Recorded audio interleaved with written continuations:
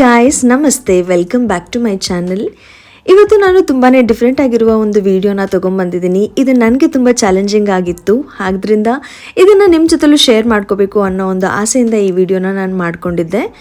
ಇದು already 2 months ಹಳೆ video, but edit ಮಾಡೋಕ್ಕೆ ಟೈಮ್ ಸಿಕ್ಕಿರಲಿಲ್ಲ. ಹಾಗಾಗಿ ನಾನು ಇದನ್ನು ಇವಾಗ ನಿಮ್ಮ ಜೊತೆಲಿ ಶೇರ್ ಮಾಡ್ತಾಯಿದ್ದೀನಿ.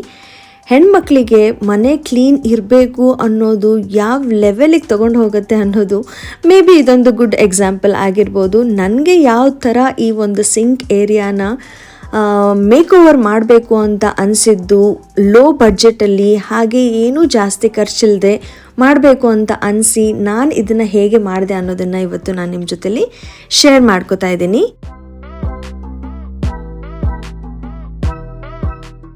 ಆಲ್ರೆಡಿ ಬಿಗಿನಿಂಗಲ್ಲಿ ನಾನು ಅಲ್ಪ ಸ್ವಲ್ಪ ಗ್ಲಿಮ್ಸನ್ನು ನಿಮಗೆ ತೋರಿಸಿದ್ದೀನಿ.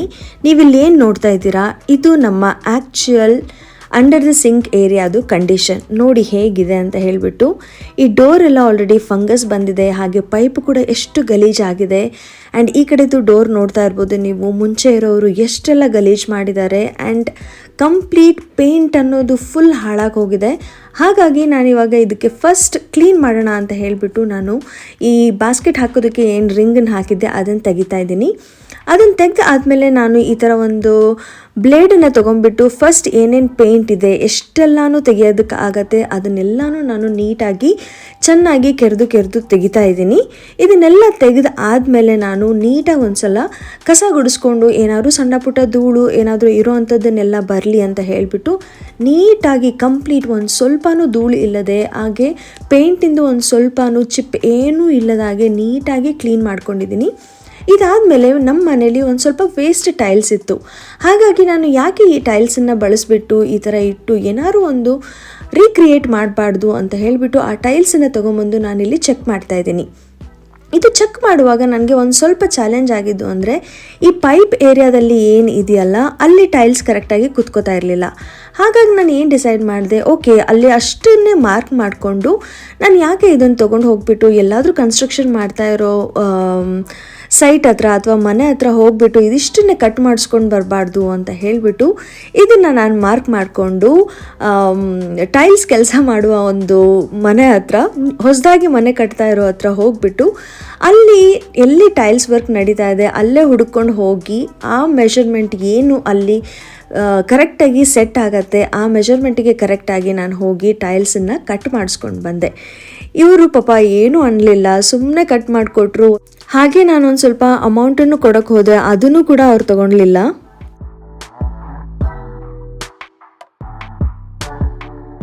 ಓಕೆ ಗಾಯ್ಸ್, ಇವಾಗ ಟೈಲ್ಸನ್ನ ಏನೋ ಕಟ್ ಮಾಡಿಸ್ಕೊಂಡು ಬಂದಿದ್ದೀನಿ. ನೋಡೋಣ, ಈಗ ಅದನ್ನ ಸೆಟ್ ಮಾಡಿ ನೋಡ್ತೀನಿ ಹೇಗೆ ಫಿಕ್ಸ್ ಆಗುತ್ತೆ ಏನು ಗೊತ್ತಿಲ್ಲ. ಯಾವತ್ತೂ ಈ ತರ ಎಲ್ಲ ಕೆಲಸಗಳನ್ನ ಮಾಡಿಲ್ಲ, ಬಟ್ ಅದೇನೋ ಒಂದು ಜೋಶ್ ಬಂದ್ಬಿಟ್ಟಿದೆ. ಅಂಡ್ ಅದು ತುಂಬಾ ಗಲೀಜ್ ಕೂಡ ಕಾಣಿಸ್ತಾ ಇದೆ ಅಲ್ಲ, ಅದಕ್ಕೆ ಏನಾದ್ರೂ ಒಂದು ಮೇಕ್ ಓವರ್ ಮಾಡಬೇಕು ಅನ್ನೋದು ತಲೆಯಲ್ಲಿ ಒಂದು ದೊಡ್ಡ ಹುಳ ಸೇರ್ಕೊಂಡ್ಬಿಟ್ಟಿದೆ. ಸೊ ಈಗ ಮಾಡ್ತಾ ಇದ್ದೀನಿ, ನೋಡೋಣ ಹೇಗೆ ಕಾಣಿಸುತ್ತೆ ಏನು ಅಂತ ಹೇಳ್ಬಿಟ್ಟು. ಬನ್ನಿ ಈಗ ಟೈಲ್ಸ್ ಅನ್ನ ಜೋಡಿಸ್ಬಿಟ್ಟು ನೋಡೋಣ, ಆಮೇಲೆ ಮುಂದೆ ಏನ್ ಮಾಡಬೇಕು ಅಂತ ಡಿಸೈಡ್ ಮಾಡ್ತೀನಿ. ಫಸ್ಟ್ ನಾನು ಸಿಂಕ್ ವಾಟರ್ ಡ್ರೈನೇಜ್ ಹತ್ರ ಈ ಟೈಲ್ಸ್ ನ ಇಟ್ಟು ನೋಡ್ತೀನಿ. ಇದೇ ನನಗೆ ಒಂದ್ ಸ್ವಲ್ಪ ಚಾಲೆಂಜಿಂಗ್ ಅಂತ ಅನ್ನಿಸ್ತಾ ಇರೋದು.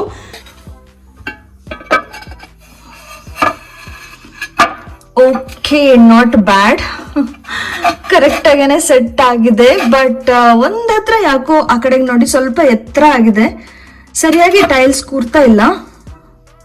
ಅಲ್ಲಿ ನೆಲ ಒಂದ್ ಸ್ವಲ್ಪ ಸ್ಟ್ರೈಟ್ ಇಲ್ಲ, ಹಾಗಾಗಿ ಆ ಕಡೆಗೆ ಅದು ಕೂರ್ತಾ ಇಲ್ಲ. But still okay, something is better than nothing ಅನ್ನೋ ಹಂಗೆ ಒಂಥರ ಚೆನ್ನಾಗಿ ಕಾಣಿಸ್ತಾ ಇದೆ. ಓಕೆ, ಫೈನಲಿ ಮುಂಚೆಗಿಂತ ಎಷ್ಟೋ ಬೆಟರ್ ಅಲ್ಲ ಅಂತ ಅಂದ್ಕೊಂಡು ಇವಾಗ ನಾನು ಟೈಲ್ಸ್ಗಳನ್ನು ಜೋಡಿಸ್ತಾ ಇದ್ದೀನಿ. ಕರೆಕ್ಟಾಗಿನೇ ಫಿಟ್ ಆಯಿತು, ತುಂಬಾ ಖುಷಿ ಆಯಿತು. ಓಕೆ,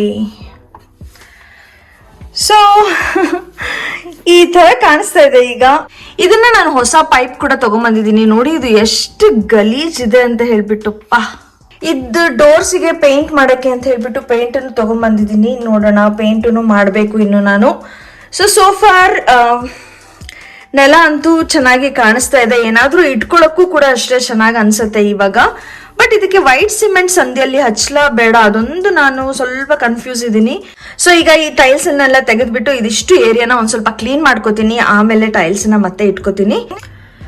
ಇವಾಗ ಸಿಂಕಿಂಗ್ ಪೈಪ್ ಅನ್ನ ತೆಗ್ದಿದ್ದೀನಿ. ಇದು ಡ್ರೈನೇಜ್ ಅಲ್ಲಿ ಫಸ್ಟ್ ಒಂದ್ ಸ್ವಲ್ಪ ಸೋಡಾ ಪುಡಿ ಹಾಕ್ತೀನಿ. ಒಂದ್ ಪಾತ್ರೆ ಬಿಸಿನೀರ್ ಕಾಯಿಸ್ಕೊಂಡಿದೀನಿ, ಅದನ್ನು ಇದ್ರೊಳಗಡೆ ಹಾಕ್ತೀನಿ. ಅದು ನೀಟಾಗಿ ಡ್ರೈನ್ ಆಗ್ಲಿ ಅಂತ ಹೇಳಿ. ಅಲ್ಲಿ ಏನಾದ್ರೂ ಕಟ್ಕೊಂಡಿದ್ರು ಕೂಡ ಅದೆಲ್ಲ ನೀಟಾಗಿ ಹೋಗ್ಬಿಡತ್ತೆ. ಈ ಡೋರ್ ಏನ್ ಕಲೆ ನೋಡ್ತಾ ಇದೀರಲ್ಲ, ಇದನ್ನ ಮುಂಚೆನೂ ನಾನು ತುಂಬಾ ಸಲ ಟ್ರೈ ಮಾಡಿದೀನಿ ಇದನ್ನೆಲ್ಲ ಉಜ್ಜಿ ಹೋಗ್ಸಕ್ಕೆ ಅಂತ ಹೇಳಿ.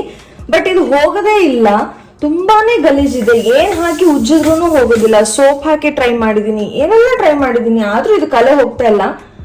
ಅದಕ್ಕೆ ಇವಾಗ ಎಷ್ಟಾಗುತ್ತೋ ಅಷ್ಟು ಕ್ಲೀನ್ ಮಾಡ್ಕೊಂಡು ಇದಕ್ಕೆ ಪೇಂಟ್ ಮಾಡ್ಬಿಡ್ತೀನಿ.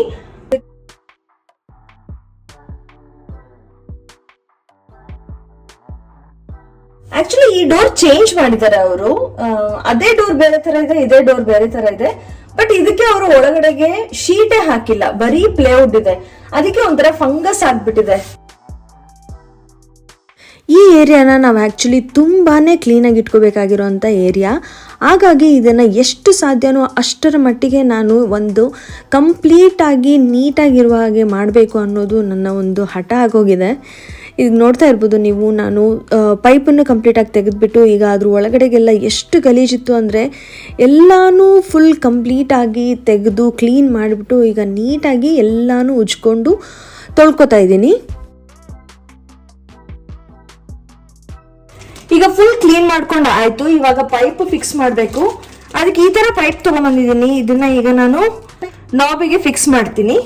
ನಾನು ಈ ಸಲ ಈ ತರ ಪೈಪ್ ತಂದಿದ್ದೀನಿ. ಆ ತರ ಏನು ನೆರ್ಗೆ ಇರೋದು ನಾನು ತರಲಿಲ್ಲ, ಯಾಕಂದ್ರೆ ಏನಾದ್ರೂ ಹೋದ್ರೂ ಅದು ಅಲ್ಲಲ್ಲೇ ಸಿಕ್ಕಾಕೊಂಡು ಸ್ಮೆಲ್ ಬರುತ್ತೆ ಅಂತ ಹೇಳ್ಬಿಟ್ಟು ಈ ತರ ಪ್ಲೇನ್ ಇರೋದನ್ನ ತಗೊಂಡ್ಬಂದಿದ್ದೀನಿ. ಅಂಡ್ ಇದು ಸಖತ್ ಸ್ಟ್ರಾಂಗ್ ಇದೆ ಕೂಡ. ಹಾರ್ಡ್ವೇರ್ ಶಾಪ್ ಅಲ್ಲಿ ತಗೊಂಡ್ಬಂದಿದ್ದೀನಿ. ಇದ್ರ ಪ್ರೈಸ್ ಅರೌಂಡ್ 150 ರುಪೀಸ್ ಏನೋ ಅನ್ಸುತ್ತೆ.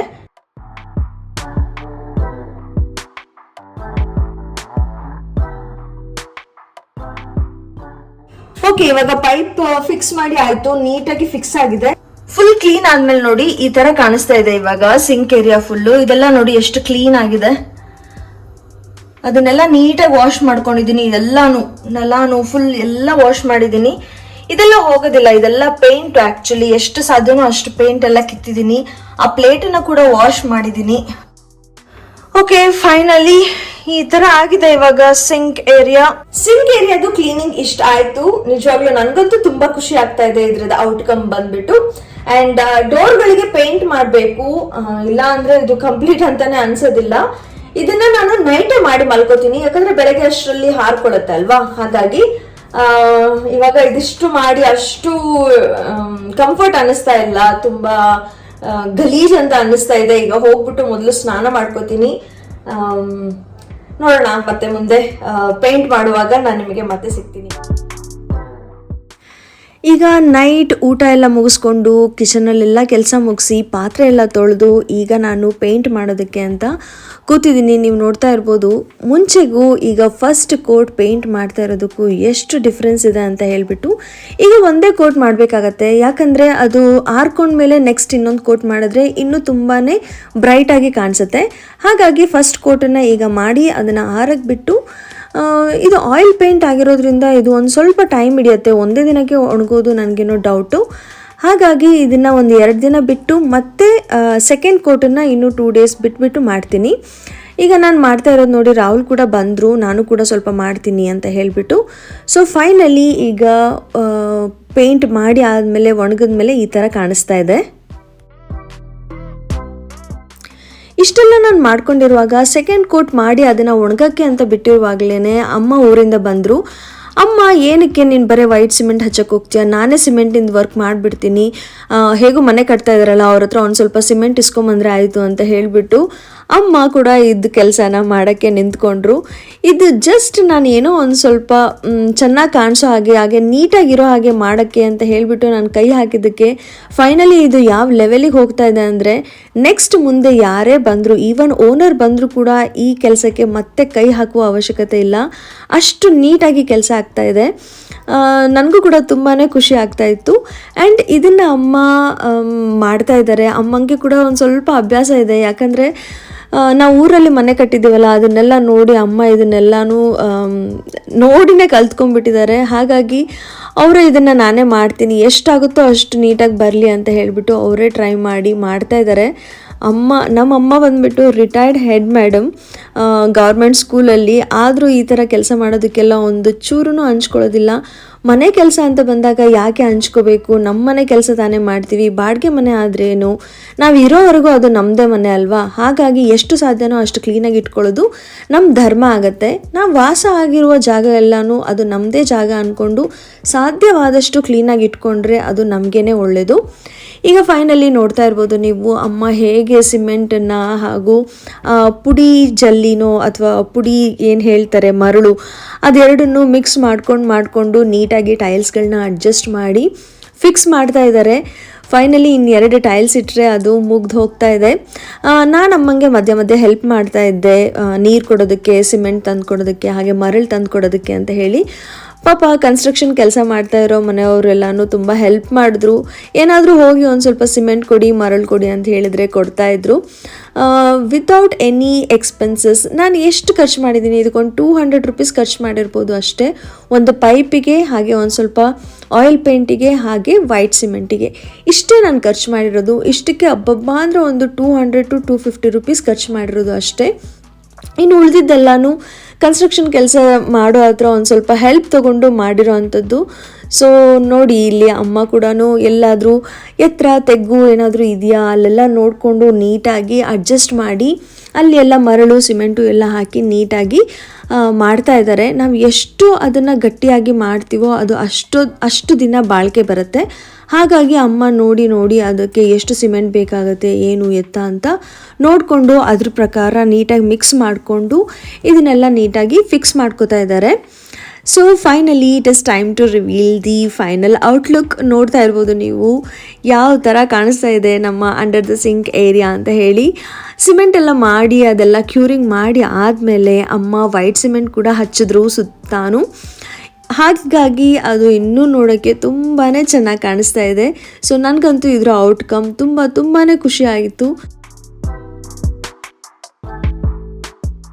ವೈಟ್ ಸಿಮೆಂಟ್ ಹಚ್ಚಾದ್ಮೇಲೂ ಅದನ್ನು ಚೆನ್ನಾಗಿ ಕ್ಯೂರಿಂಗ್ ಮಾಡಬೇಕಾಗತ್ತೆ. ಹಾಗಾಗಿ ನಾನು ಅದನ್ನು ಚೆನ್ನಾಗಿ ನೀರೆಲ್ಲ ಹಾಕಿ 2 ದಿನ ಕ್ಯೂರಿಂಗ್ ಮಾಡಿ ಆದಮೇಲೆ ಇನ್ನೂ ಒಂದ್ಸಲ ನಾನು ಕಂಪ್ಲೀಟ್ ವಾಲಿಗಿರ್ಬೋದು, ಕಬೋರ್ಡ್ ಡೋರ್ಸಿಗಿರ್ಬೋದು, ಪ್ರತಿಯೊಂದಕ್ಕೂ ಇನ್ನೊಂದ್ಸಲ ನೀಟಾಗಿ ವೈಟ್ ಪೇಂಟನ್ನು ಮಾಡಿದೆ. ಅದು ಪೇಂಟ್ ಮಾಡೋದ್ರ ಜೊತೆಲಿ ನಾನು ಇಲ್ಲಿ ಸುತ್ತ ಏನು ನೀವು ನೋಡ್ತಾ ಇದ್ದೀರಾ, ಈ ಕೌಂಟರ್ ಟಾಪ್ ಕೆಳಗಡೆಗೆ ಏನು ಒಂದು ಸ್ವಲ್ಪ ಸೆಲ್ಫ್ ಎಲ್ಲ ಇರುವ ಹತ್ರ ಗೋಡೆ ಏನಿದೆ ಅದೆಲ್ಲನೂ ಕಂಪ್ಲೀಟಾಗಿ ನಾನು ವೈಟಲ್ಲಿ ಪೇಂಟ್ ಮಾಡಿದೆ. ಒಂದು ಸ್ವಲ್ಪ ನೋಡೋಕ್ಕೂ ಚೆನ್ನಾಗಿರತ್ತೆ ಅಂತ ಹೇಳಿಬಿಟ್ಟು, ನ್ಯೂ ಲುಕ್ ಇರುತ್ತೆ, ಕ್ಲೀನಾಗೂ ಕಾಣಿಸುತ್ತೆ ಅಂತ ಹೇಳಿಬಿಟ್ಟು ಈ ಏರಿಯಾ ಕಂಪ್ಲೀಟಾಗಿ ನಾನು ವೈಟ್ ಪೇಂಟನ್ನು ಮಾಡಿದ್ದೀನಿ. ಸೊ ನಮ್ಮ ಕಿಚನಿಗೆ ಒಂದು ಕಂಪ್ಲೀಟ್ ನ್ಯೂ ಲುಕ್ ಸಿಕ್ಕಿದೆ ಅಂತಲೇ ಹೇಳ್ಬೋದು.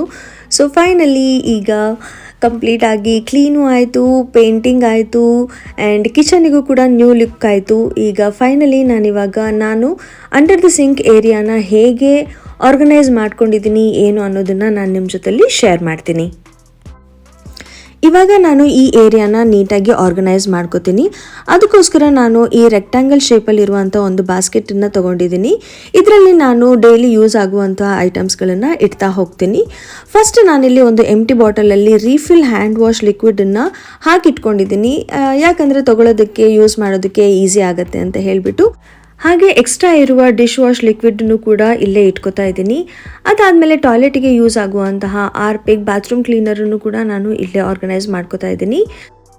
ಅದ್ರ ಜೊತೆಲಿ ಡೆಟಾಲ್ ಲಿಕ್ವಿಡ್, ಹಾಗೆ ಕಾಕ್ರೋಚ್ ಎಲ್ಲನೂ ಓಡಾಡ್ತಾ ಇರುತ್ತಲ್ಲ, ಹಾಗಾಗಿ ಒಂದು ಮಾರ್ಟಿನ್ ಹಿಟ್ ಕೂಡ ಇಟ್ಕೊಂಡಿದ್ದೀನಿ. ಅದಾದಮೇಲೆ ಒಂದು ಹಳೇದು ಆ್ಯಪಲ್ ಸೈಡರ್ ವಿನೆಗರ್ ಕೂಡ ಇತ್ತು, ಅದು ಕೂಡ ಕಿಚನ್ ಕ್ಲೀನಿಂಗಿಗೆ ಏನಕ್ಕಾದರೂ ಯೂಸ್ ಆಗುತ್ತೆ ಅಂತ ಹೇಳಿಬಿಟ್ಟು ಅದನ್ನು ಕೂಡ ಇಟ್ಕೊಂಡಿದ್ದೀನಿ. ಇದು ಆಲ್ರೆಡಿ ಎಕ್ಸ್ಪೈರಿ ಆಗಿದೆ, ಹಾಗಾಗಿ ಇದನ್ನು ಯಾವುದಾದ್ರೂ ರೀತಿಯಲ್ಲಿ ರೀಯೂಸ್ ಮಾಡೋಣ ಅಂತ. ಹಾಗೆ ಇಲ್ಲಿ ಒಂದು ಖಾಲಿ ಆಗಿರುವಂಥ ಪೇಂಟ್ ಡಬ್ಬದಲ್ಲಿ ನಾನು ಹಳೆ ಹುಣಸೆ ಹಣ್ಣನ್ನು ಇಟ್ಕೊಂಡಿದ್ದೀನಿ. ಇದು ಬ್ರಾಸ್ ಪಾತ್ರೆಗಳು ಅಥವಾ ದೇವ್ರ ಸಾಮಾನು ಏನಾದರೂ ತಿಕ್ಕಕ್ಕೆ ಏನಕ್ಕಾದರೂ ಯೂಸ್ ಆಗುತ್ತೆ ಅಂತ ಹೇಳಿಬಿಟ್ಟು ಅದನ್ನು ಇಟ್ಕೊಂಡಿದ್ದೀನಿ. ಹಾಗೆ ಸಬೀನಾ ಪೌಡರ್ನ ಬಾಕ್ಸಲ್ಲಿ ಒಂದು ಸ್ವಲ್ಪ ತೆಗೆದಿಟ್ಕೊಂಡು ಎಕ್ಸ್ಟ್ರಾ ಏನು ಉಳಿದಿದೆ ಅದನ್ನು ಕೂಡ ಈ ಪೇಂಟ್ ಬಾಕ್ಸಲ್ಲಿ ಇಟ್ಬಿಟ್ಟು ಅದ್ರ ಮೇಲ್ಗಡೆಗೆ ಹುಣಸೆ ಹಣ್ಣನ್ನು ಹಾಕಿ ಅದನ್ನು ಕೂಡ ಇಲ್ಲಿ ನೀಟಾಗಿ ಆರ್ಗನೈಸ್ ಮಾಡ್ಕೊಂಡಿದ್ದೀನಿ. ಹಾಗೆ ಬಟ್ಟೆ ವಾಶ್ ಮಾಡೋಕ್ಕೆ ಸರ್ಫ್ ಎಕ್ಸೆಲ್ ಪೌಡರನ್ನು ನಾನು ಯೂಸ್ ಮಾಡೋದು, ಆ ಪೌಡರನ್ನು ಕೂಡ ನಾನು ಇಲ್ಲೇ ಜೋಡಿಸ್ಕೊತಾ ಇದ್ದೀನಿ. ಹಾಗೆ ಇದೊಂದು ಬಾಸ್ಕೆಟಲ್ಲಿ ನಾನು ಕಾಕ್ರೋಚಿಂದು ಚಾಕ್ ಪೀಸ್ ಥರ ಏನು ಬರುತ್ತೆ ಅದು, ಹಾಗೆ ಎಕ್ಸ್ಟ್ರಾ ಇರುವ ಸ್ಕ್ರಬ್ಬರ್, ಸ್ಟೀಲ್ ಸ್ಕ್ರಬ್ಬರ್ ಎಲ್ಲನೂ ಅದರೊಳಗಡೆಗೆ ಒಂದೇ ಬಾಕ್ಸಲ್ಲಿ ಇಟ್ಕೊಂಡು ನೀಟಾಗಿ ಆರ್ಗನೈಸ್ ಮಾಡಿಬಿಟ್ಟು ಆ ಟ್ರೇಯಲ್ಲಿ ಇಟ್ಕೋತಾ ಇದ್ದೀನಿ. ನೆಕ್ಸ್ಟ್ ಇವಾಗ ಸೋಪ್, ನಾನು ಬಟ್ಟೆ ಕೈಯಲ್ಲಿ ವಾಶ್ ಮಾಡೋದ್ರಿಂದ ನನಗೆ ಸೋಪ್ ತುಂಬಾ ಯೂಸ್ ಆಗುತ್ತೆ. ಹಾಗಾಗಿ ಸೋಪನ್ನು ಕೂಡ ನಾನು ಇಲ್ಲೇ ನೀಟಾಗಿ ಆರ್ಗನೈಸ್ ಮಾಡ್ಕೋತಾ ಇದ್ದೀನಿ. ಎಕ್ಸ್ಟ್ರಾ ಇರೋದನ್ನು ಕೆಳಗೆ ಇಟ್ಬಿಟ್ಟು ಯಾವುದನ್ನು ರೆಗ್ಯುಲರ್ ಬೇಸಿಸಲ್ಲಿ ಯೂಸ್ ಮಾಡಬೇಕು ಅದನ್ನು ಮೇಲೆ ಇಟ್ಕೋತಾ ಇದ್ದೀನಿ. ಹಾಗೆ ಇದು ಬಂದುಬಿಟ್ಟು ಸೋಪ್ ಆಯಿಲ್.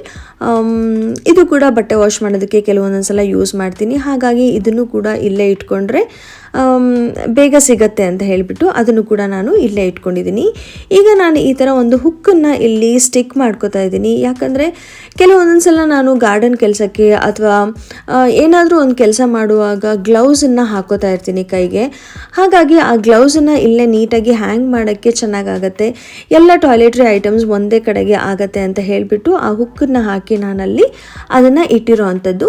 ಹಾಗೆ ಇಲ್ಲಿ ಒಂದು ಖಾಲಿ ಕಾರ್ಡ್ಬೋರ್ಡ್ ಬಾಕ್ಸನ್ನು ಇಡ್ತಾ ಇದ್ದೀನಿ. ಇದರಲ್ಲಿ ಯೂಶಲಿ ನನ್ನ ಗಾರ್ಡನ್ ಟೂಲ್ಸ್ ಇಟ್ಟಿರ್ತೀನಿ. ಈಗ ಸ್ವಲ್ಪ ಮಳೆ ಬರ್ತಿರೋದ್ರಿಂದ ಎಲ್ಲ ಗಾರ್ಡನ್ ಟೂಲ್ಸ್ ಗಾರ್ಡನಲ್ಲೇ ಇದೆ. ಹಾಗೆ ಈ ಬಾಸ್ಕೆಟಿಂದು ಏನು ಸ್ಟ್ಯಾಂಡನ್ನು ನಾನು ತೆಗೆದಿದ್ದೆ ಕ್ಲೀನ್ ಮಾಡುವ ಮುಂಚೆ, ಅದನ್ನು ಕೂಡ ನಾನಿವಾಗ ಇಲ್ಲಿ ಫಿಕ್ಸ್ ಮಾಡ್ಕೋತಾ ಇದ್ದೀನಿ. ಫಿಕ್ಸ್ ಮಾಡಿ ಆದಮೇಲೆ ಅಲ್ಲಿ ಬಾಸ್ಕೆಟನ್ನು ಇಟ್ಬಿಟ್ಟು ಇನ್ನೊಂದ್ಸಲ ಚೆಕ್ ಮಾಡ್ಕೋತಾ ಇದ್ದೀನಿ. ಹಾಗೆ ಈ ಕಡೆ ಡೋರಲ್ಲಿ ಮುಂಚೆನೇ ಹಾಕಿರುವಂಥ ಒಂದು ಹುಕ್ಕಿತ್ತು, ಅಲ್ಲಿ ಏನು ಕಸ ತೆಗೆಯುವ ಮರ ಏನು ಹೇಳ್ತಾರೆ ಅದನ್ನು ಯೂಸ್ ಮಾಡ್ಕೋತಾ ಇದ್ದೀನಿ. ಸೊ ಕಂಪ್ಲೀಟಾಗಿ ನಮ್ಮ under the sink area make over ಇರ್ಬೋದು, ಹಾಗೆ ಆರ್ಗನೈಸೇಷನ್ ಇರ್ಬೋದು, ಪ್ರತಿಯೊಂದೂ ನೀಟಾಗಿ ಆಗಿದೆ.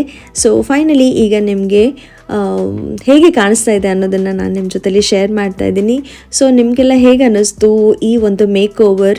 ರಿಯಲಿ ಇದು ನನಗೆ ತುಂಬಾ ಚಾಲೆಂಜಿಂಗ್ ಆಗಿತ್ತು. ಬಟ್ ಬೈ ದೆನ್ ಹೋಗ್ತಾ ಹೋಗ್ತಾ ಇದು ತುಂಬಾ ಬೇರೆ ರೀತಿಯಲ್ಲಿ ರೂಪ ತಗೊಂಡಿದೆ. ತುಂಬಾ ಚೆನ್ನಾಗಿ ಕಾಣಿಸ್ತಾ ಇದೆ. I am very happy about it. So ನಿಮಗೂ ಕೂಡ ಈ ಒಂದು ಮೇಕ್ ಓವರ್ ಇಷ್ಟ ಆಗಿದೆ ಅಂತ ಅಂದ್ಕೊತೀನಿ. ಫೈನಲಿ ಫ್ರೆಂಡ್ಸ್, ಈ ವಿಡಿಯೋನ ನಾನು ಇಲ್ಲಿಗೆ ಎಂಡ್ ಮಾಡ್ತೀನಿ. ಐ ಹೋಪ್ ಈ ವಿಡಿಯೋ ನಿಮ್ಮೆಲ್ಲರಿಗೂ ಇಷ್ಟ ಆಯಿತು ಅಂತ ಹೇಳಿ. ಇಷ್ಟ ಆಗಿದ್ರೆ please do like, share and comment. ಹಾಗೆ ಯಾರಿನ್ನೂ ನನ್ನ ಚಾನಲ್ನ ಸಬ್ಸ್ಕ್ರೈಬ್ ಮಾಡದೆ ನೋಡ್ತಾ ಇದ್ದೀರಾ, ಪ್ಲೀಸ್ ಸಬ್ಸ್ಕ್ರೈಬ್ ಮಾಡ್ಕೊಂಡು ನೋಡಿ. ಮತ್ತೆ ಸಿಗ್ತೀನಿ ಇನ್ನೊಂದು ಹೊಸ ಒಳ್ಳೆ ವಿಡಿಯೋ ಜೊತೆಲಿ. ಅಲ್ಲಿವರೆಗೂ ನಿಮ್ಮನ್ನು ಹಾಗೂ ನಿಮ್ಮನ್ನು ಪ್ರೀತಿಸೋರ್ನು ಚೆನ್ನಾಗಿ ನೋಡ್ಕೊಳ್ಳಿ. ಹುಷಾರು, ಬರಲಾ, ಬಾಯ್.